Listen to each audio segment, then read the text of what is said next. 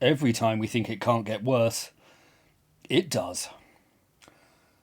Britain's Tory party, which haven't resembled a force for conservatism in decades, have decided that it's not enough to dump punitive fines on any internet providers that transgress their new vague and draconian speech codes.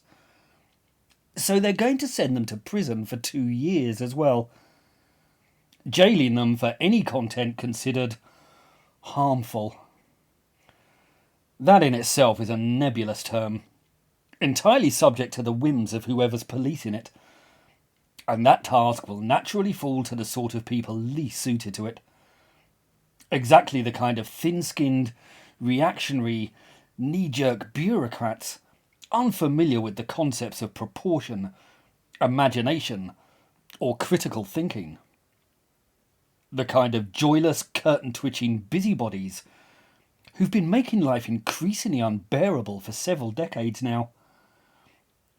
The new legislation is, naturally, dressed up in the language of protecting the children, as such punitive laws always are.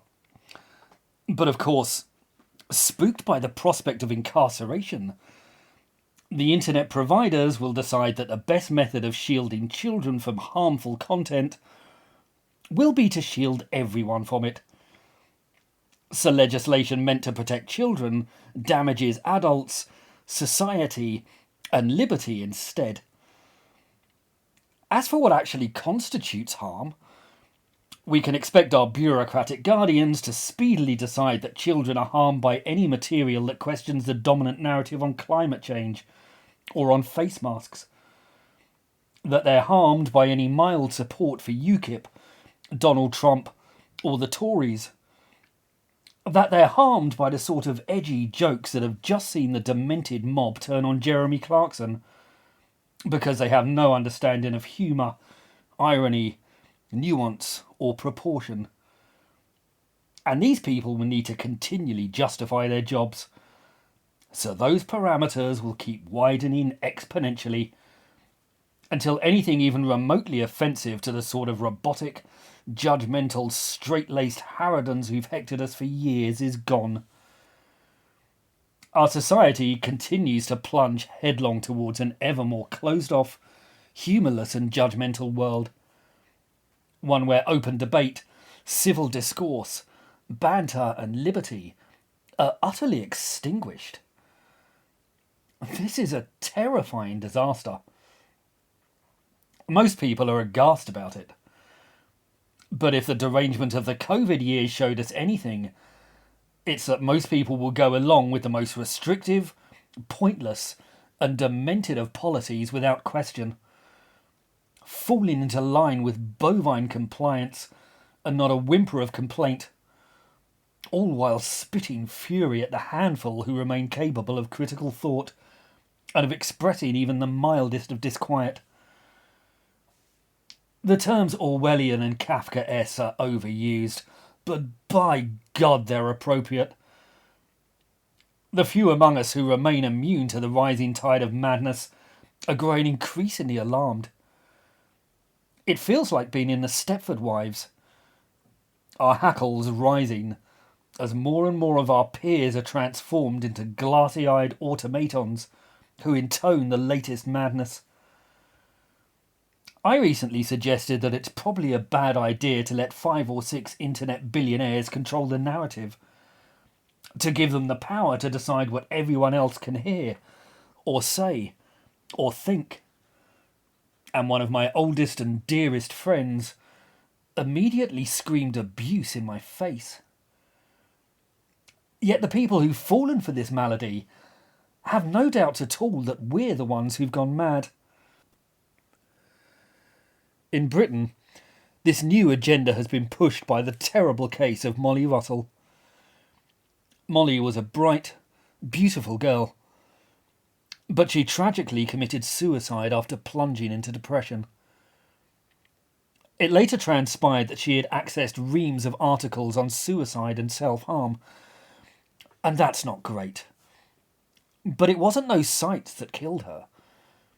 It was her depression, and believe me, I know a bit about depression. Yes, of course we should try to protect children. But we don't do them any favours by impinging on the rights of adults. And that's where this will inevitably lead.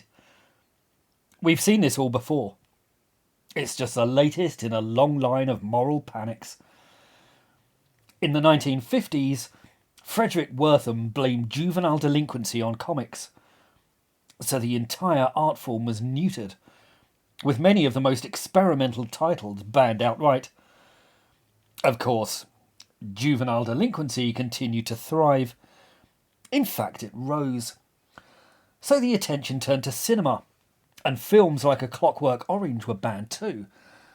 But that didn't work either. Then it was the video nasties.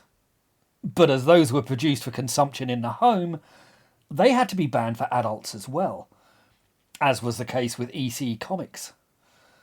Then computer games were blamed, as if people couldn't tell the difference between digital violence and real violence. Now the spotlight's moved to the internet. The real motivation, of course, is so that our politicians and internet providers and moral guardians can cover their own backs. So no one, principally the media, which loves to fan the flames of every moral panic, can blame them. But we all suffer for this. Our society grows increasingly parental, stunted and mollycoddled. Speech and expression is inhibited, while suspicion, scapegoating, blame and alienation run rampant. The irony, of course, is that those are the traits that really wreak harm, that lead to the paranoia, loneliness and despair of people like poor Molly. In trying to heal society, our moral paragons are breaking it, leaving a trail of devastation in their wake. And the real tragedy is that we've seen all this happen before, again and again.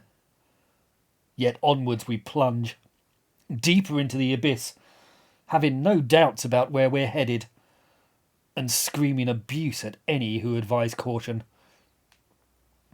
If you've enjoyed this film, please like, subscribe, and think about buying my books. They're called The Tyranny of the Left, and they go into topics like this in much greater detail. They're available on the links below. Please do feel free to pick them up and let me know what you think. Thank you.